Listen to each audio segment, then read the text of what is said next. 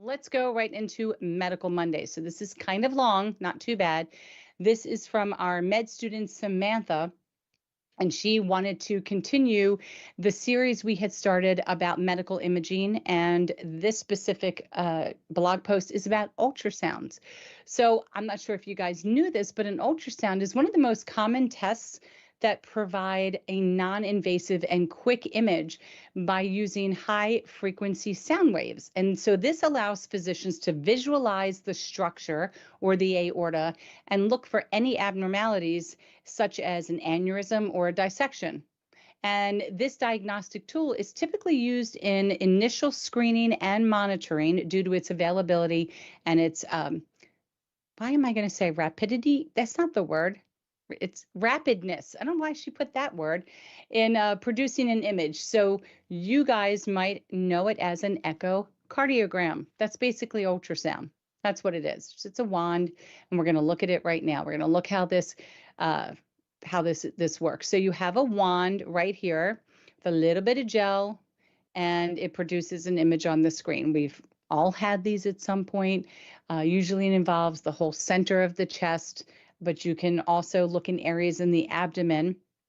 The areas you're going to miss are going to be just past the arch because that's pretty well hidden underneath the sternum. But we'll talk about that in a minute. Okay, who should get an ultrasound? Ultrasounds are typically to view the abdominal aortic aneurysm. Those of you who have a triple A, these are going to be pretty common practice for you.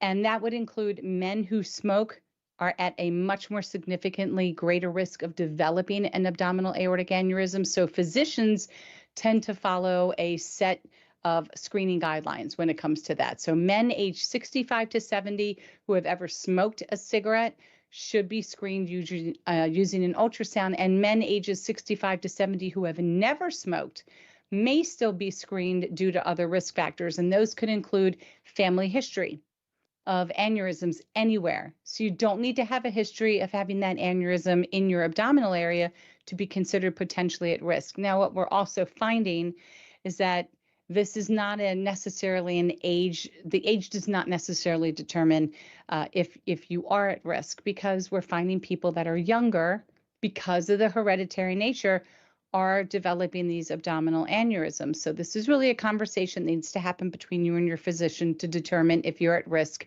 and when the best time would be to begin having diagnostic tests to determine. Of course, get this, there's no screening rules for women, as if we don't get abdominal aneurysms, right? Because that makes sense. Of course, it makes no sense. We do get them. So I would personally say that if you're someone who has a history of smoking, there is a history of cardiac issues in the family, aneurysms in the family, because this is not a known, uh, what's the word, preventative screening, you got to talk to your doctor. You have to advocate for yourself to have this test performed to determine if you're at risk. Okay, here is an actual ultrasound view of an abdominal aortic aneurysm. And I guess they're showing that bulge, which is this. That's really cool. I'm sorry, it doesn't take much for me to think it's cool, but that's kind of cool. This I actually understand. When I see half these these echoes and these ultrasounds, I don't know what I'm looking at. You could scare me into thinking that I have a baby, and I sure do not have babies in me. But this one I understand because it looks like the picture here. So give you a landscape idea. These are your kidneys. This is branching off down towards the iliacs and into the legs. So just letting you know. Okay. So listen, while ultrasound allows for a prompt diagnosis without ionizing radiation, meaning you're not going to need to have an injection of any kind of dye or anything like that, its effectiveness might be limited in patients with excess bowel gas or obese patients. Okay, these situations really can affect the quality of the image or the ability to see your aorta. And I've actually had some things come back and say, what did I have? One time I had an ultrasound. It was for like my ovaries or something. And they said, or it could have been kidney. I can't remember, but it said cannot be easily seen due to gas in the bowel. So it happens. It happens. All right. According to the FDA, when it comes to risk factors, ultrasound actually has an excellent an excellent safety record. It does not use any radiation, so it's safer to use than an X-ray or a CT scan. Not that you're getting a ton of radiation, but you are getting some. But you're not going to have any here when it comes to an ultrasound. Okay, ultrasounds are considered very safe.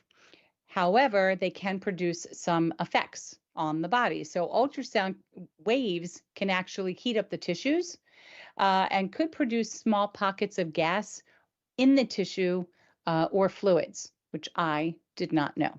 So that's pretty interesting. However, these effects are not very common. Remember, discuss all of this with your physicians if you have any questions or concerns. And thanks so much. And this was from Samantha. So I don't have a little tickle, a little itch here. Yeah, very interesting post. But again, you can use echo, it's a form of ultrasound in the upper chest area. They can also go around through the sides by the rib cage to try to get some visualization of parts of the aorta, as well as into the base of the throat. And a lot of times they'll check your carotid arteries just to see those branching off vessels. But most of the time, this would be used as a way to monitor your abdominal aneurysm or to check to see if you have one. And that is our Medical Monday.